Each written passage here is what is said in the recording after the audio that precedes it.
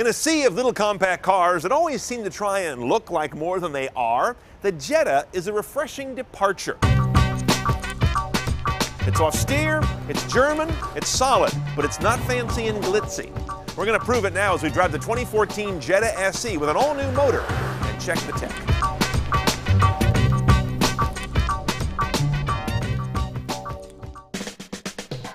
I knew after about 10 minutes in this car when I first took it out that this was going to be a video about the simplicity of the Jetta and how it excels so well when it's not trimmed up. I'm not a huge fan of Volkswagen technology in the cabin. It tends to be kind of dull. Their audio systems don't impress me, things of that nature. But the essential cabin structure, the way this car is laid out, its sort of German nature makes it great at its core, and that's how I'd order a Jetta. I also like the fact that it's a handsome cabin, not a fancy cabin. Too many cars in this class tend to lay on the plastic chrome and the plastiwood and all kinds of swoopy designs to draw your eye away from the fact that it's an inexpensive car. Well, it's an inexpensive car. There's no reason to make apologies for that if it does what it does well. Now, as I mentioned, you don't pay a lot for a Jetta SE, but you do pay one penalty.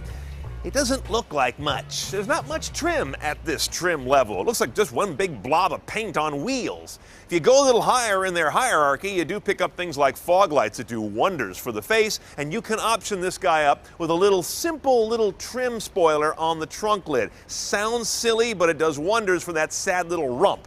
And for reasons that are lost on me, the connectivity package that we have includes alloy wheels. Go figure. Inside is an oasis of yesterday. This car, being simply trimmed, has no stuff that has a learning curve. You've got a radio. It was funny when I told Antoine I was going to take this car out and get ready to review it. He says, enjoy the AM/FM. He wasn't kidding. AM/FM radio, no HD. Satellite radio, right there. Media brings you up Bluetooth streaming, or my iPod, which is here in the console, and that's it. This is a throwback to the way cars used to be, but it's also refreshing to see a head unit that is so robust and simple that you don't need to think about it and be distracted while using it. Simple gauge cluster goes with it as well. Tax, speedo, and a simple fuel gauge. I don't think it even has a temperature gauge. I'm sure you'll get an idiot light when the thing's melting down, but beyond that, this is what you see. One screw up here ergonomically, though. When you want to page through the various odometers, you have to pass through every time setting the clock. Look at that. I have to set the hour, then the minute, then I can get to Odo 1, Odo 2, and DTE. I have to be missing something, but I don't think I am. Similar on the climate controls, this is a vehicle that has no automatic temperature control on it. You simply set a fan speed and ballpark hot or cold. We have the 5-speed manual gearbox. An automatic is available. We'll talk about that in a moment. And once we get on the road, we're going to see this is actually a pretty nice shifter for a car that's at a very modest price.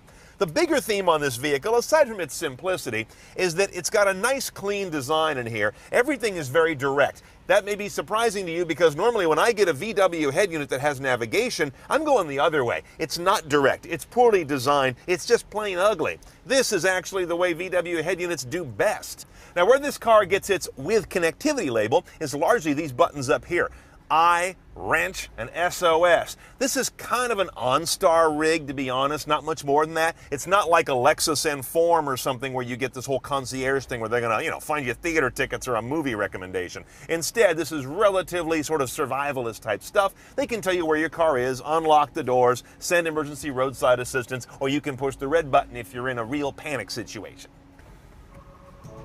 Connecting to the information center. Volkswagen CarNet, this is Margie. How can I assist you today? The other part of connectivity is over here that you have Bluetooth streaming audio. So put those all together, and that's what makes this an SE with connectivity. Now, believe it or not, under the hood of our new Jetta is actually a new engine, and this is an interesting story. VW, typically on these cars, on the Garden variety, would have a 2.5-liter inline 5, kind of a bizarre motor that really only Volvo shares an architecture with. I mean, who does a 5-cylinder inline these days, or any time? But they've gotten away from that now, which is kind of good. Most reviewers thought it was kind of an agricultural motor. Here is a downsized version of their 2.0 turbo, which a lot of folks think is a great engine. 1.8 liter in this case, sitting side saddle, turbocharged, as I mentioned, and has direct injection, what they call FSI. Add the turbo, you get TSI. That's their nomenclature. 170 horse, 184 foot-pounds of torque. Pretty good numbers. Gets this roughly 3,000-pound car to 60 in 7.3 seconds while delivering 2636 mpg. Also nice numbers all around. Not stunning on the 0 to 60, but the rest is pretty good. Now, we're talking about the manual transmission for those 0 to 60 numbers and MPG. You take a bit of a haircut on both if you get the automatic, so I don't recommend it unless you don't know how to drive something with a clutch.